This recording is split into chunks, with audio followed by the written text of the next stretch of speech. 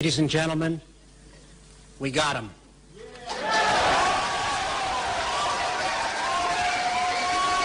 Down goes John Bolton. Down goes neocon warhawk John Bolton. Yes! Yes! We got him. We got him. I love it. Yeah, in case you haven't heard the news and you're wondering why I'm like, ecstatically screaming, President Trump has fired National Security Advisor John Bolton.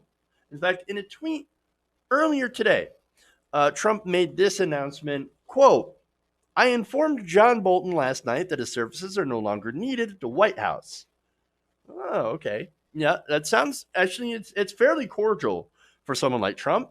But he adds, "I disagreed strongly with many of his suggestions, as did others in the administration, and therefore I asked John for his resignation, which was given to me this morning. I thank John very much for his service. I will be naming a new national security advisor next week." So now, right now, that's as nice and cordial as President Trump can get. He says, I disagreed with him strongly, and so I asked for his resignation. Behind the scenes, it's a little bit more complicated, and I can guarantee later on there's going to be a massive Twitter war between Donald Trump and John Bolton, and I'm totally here for it. I look forward to it. Okay, so now, thing is, there's no good guys here, but at the same time, this is great. I feel like it's a win, right? John Bolton, along with Mike Pompeo, who, by the way, is still there, still in the administration. That's not a good thing.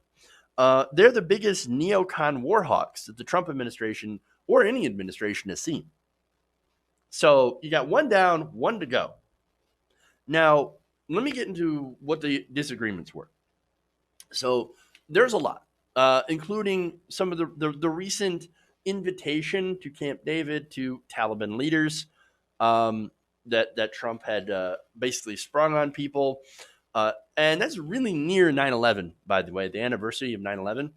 Inviting the Taliban. Look, I'm in favor of getting out of Afghanistan. John Bolton, not in favor of getting out of Afghanistan. In fact, Bolton and Pompeo are both like, no, we must stay there until the end of time.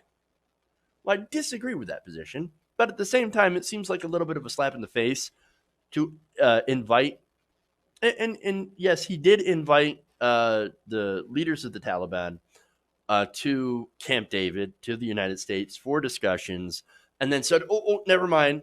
They were still doing terrorist attacks," and so look, that's a bit of a crap storm, basically, that happened there. Where there's no good guys on that.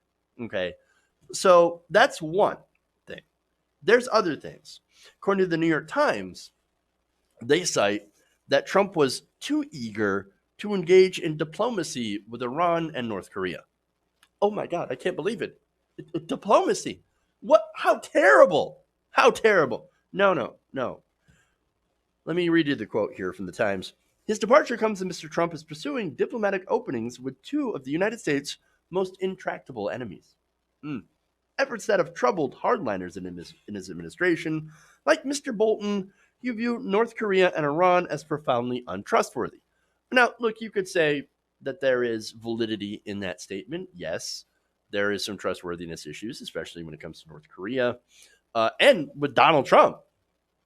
Do you guys remember when he said, "North Korea, problem solved. I write love letters to Kim Jong-un." Oh, no, come on. That's not real diplomacy. You didn't actually get anything done. Now, this is coming from someone who wants him to get something done, who wants it. Look, there's not going to be an agreement where North Korea gives up its nuclear weapons. I don't think that's going to happen.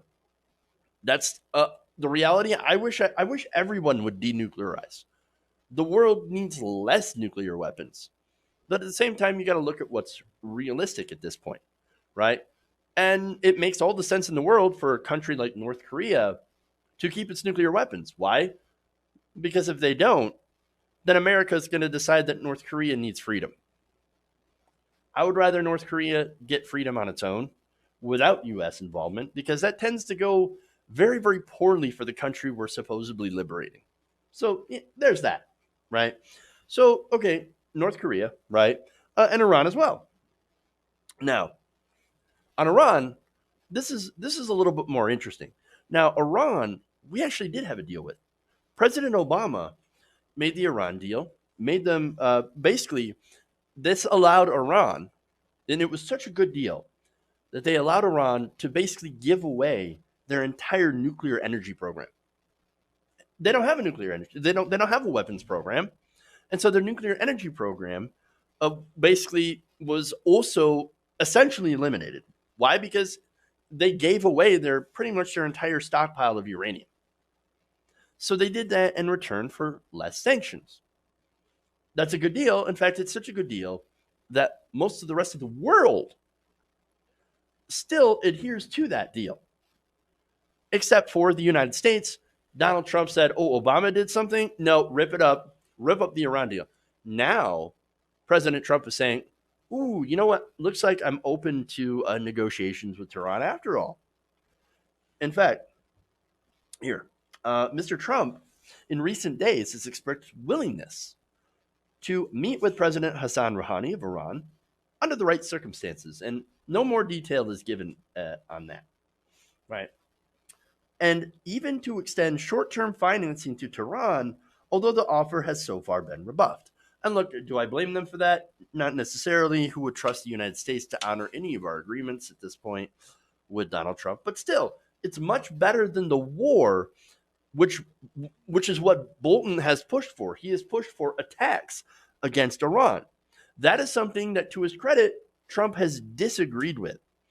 The Times also explains that Mr. Trump has long complained privately that Mr. Bolton was too willing to get the United States in another war.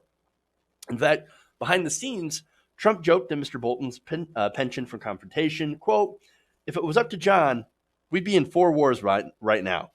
One senior official recalled the president saying, he ain't wrong. John Bolton loves endless war. Of course. Now, they also note that Bolton and Trump had big philosophical differences. Mr. Trump, they say, while giving to bellicose language, came to office deeply skeptical of overseas military adventures and promising negotiations to resolve volatile conflicts. Again, everything that I actually do agree with. Now, Mr. Bolton, however, has been one of Washington's most outspoken hawks, their words, not mine, and unapologetic advances of American power to defend the country's interests. I hate this framing. Let me just say, this establishment framing in the New York Times article drives me crazy because it makes Bolton look good. Like Bolton is the reasonable one. Well, of course you have to have of course you have to advocate for American power to defend our interests. How is attacking Iran defending American interests? No, Iran has the oil. And it's, of course, it's in the oil companies' interests to get their hands on Iranian oil. That's what this is about. But anyway, framing notwithstanding, right? It does actually explain the differences in their their philosophies when it comes to war and peace. These differences led to some huge tension between the two, aggravated, they explained, in recent months by the president's decision to call off a planned airstrike on Iran in retaliation for the downing of an American surveillance drone, and to meet with Mr. Kim at the demilitarized zone and cross over into North Korea. Mr. Bolton favored the airstrike on Iran and publicly criticized recent North Korean missile tests that Mr. Trump had brushed off.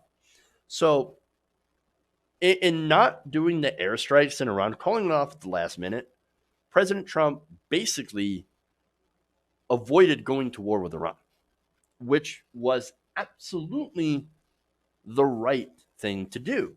That is the right call, the correct one. I have a lot of issues with President Trump. That decision ain't one of them. He was right. And I actually do appreciate that the fact that he is deeply skeptical of what they call military adventurism.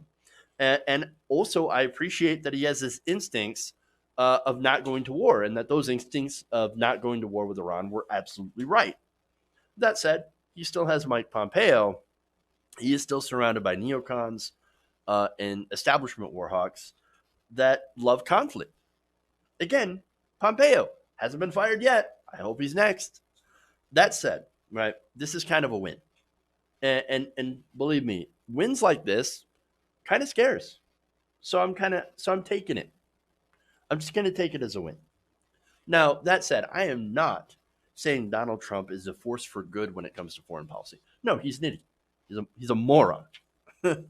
And he could still get us in a lot of trouble with a tweet. I mean, let's also not forget, too, his willingness for regime change in Venezuela. Now, the Venezuela that was pushed by John Bolton, right? And so at first, that regime change in Venezuela was embraced by President Trump. Why? Because it was being presented to him as an easy win. Now, when it became not so easy, then Mr. Trump, in the article, grew disenchanted with Mr. Bolton after the failed effort to push out President Nicolas Maduro in Venezuela. Quote, rather than the easy victory he was led to anticipate, the president had found himself bogged down in a conflict over which he has less influence than he assumed. So let's be clear on that. Make no mistake, President Trump, he says, "Oh, I don't like wars in the Middle East. That they're stupid." Hey, look, I agree with that, but he's not telling the whole truth. I know he lies, of course. He would, if there was a guaranteed 100% chance of easy victory. Would Donald Trump invade Venezuela or Iran tomorrow? 100%. Of course he would.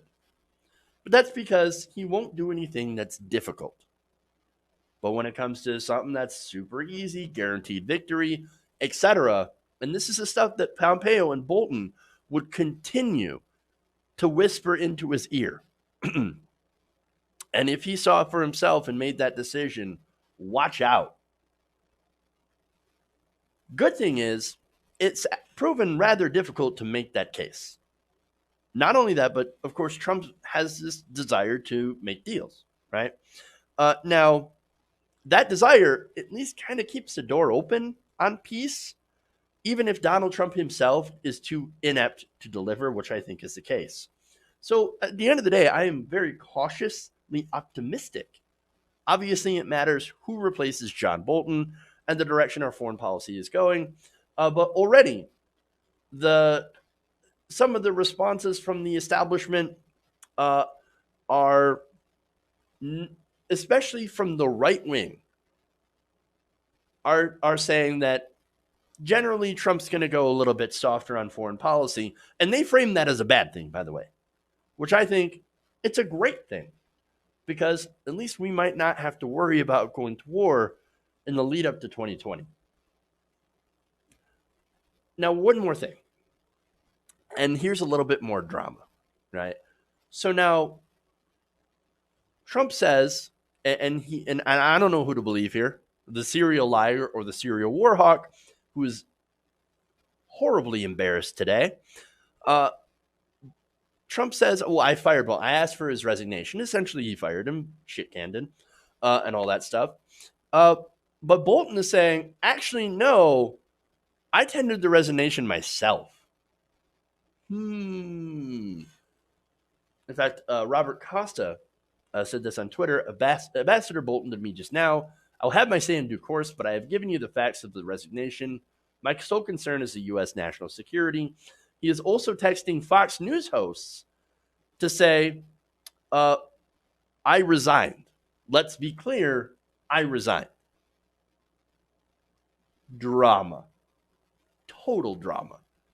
So that's why I said earlier in the segment that this is going to end up leading to a massive Twitter fight and Twitter feud between John Bolton and Donald Trump. And again, I'm all for it.